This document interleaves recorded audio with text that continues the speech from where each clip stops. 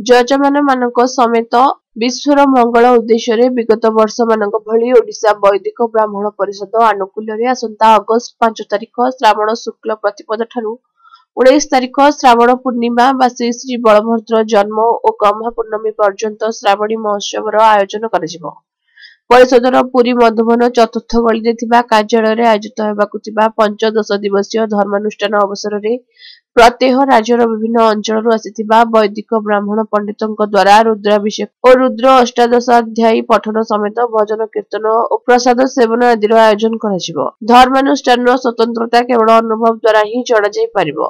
धर्मपाण जनता एही लोकाभिमुखी धर्मानुष्ठान में सक्रिय भाव योगदान करी ईश्वर कृपा प्राप्त करने निमंते परिषद पक्षरु संपादक पंडित सत्यनारायण त्रिपाठी निवेदन करछन्ति।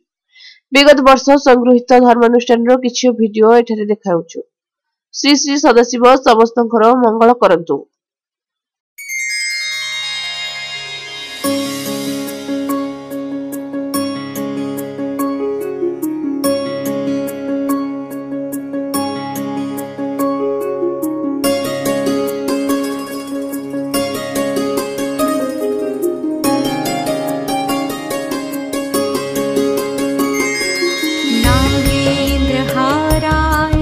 त्रिलोचनाय भस्मांगरागाय महेश्वराय नित्याय शुद्धाय दिगंबराय तस्मै नकाराय नमः शिवाय।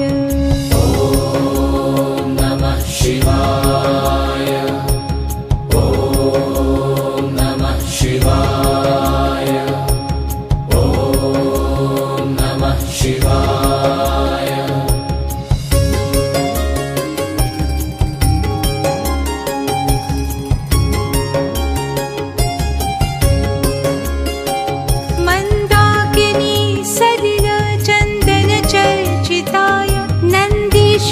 प्रमथनाथ महेश्वराय मंदार पुष्प बहुपुष्प सुपूजिताय तस्मै मकाराय नमः शिवाय।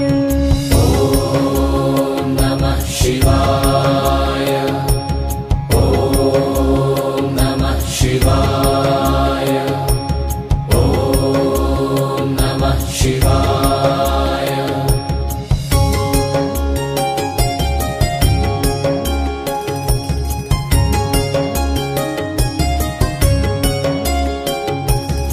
शिवाय गौरी वदनाब्जवृन्द सूर्याय दक्षाध्वरनाशकाय श्रीनीलकण्ठाय वृषध्वजाय तस्मै शिकाराय नमः शिवाय।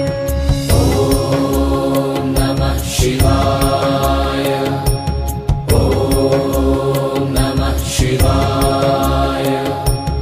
ओम नमः शिवाय।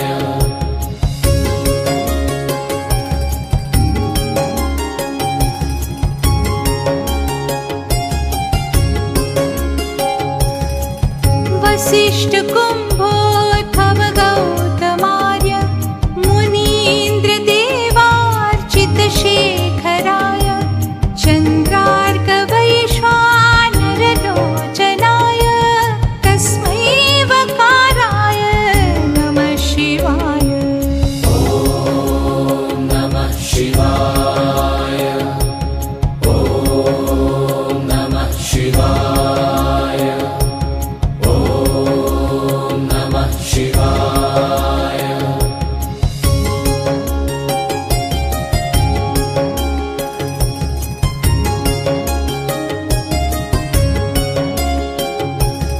यक्षस्वरूप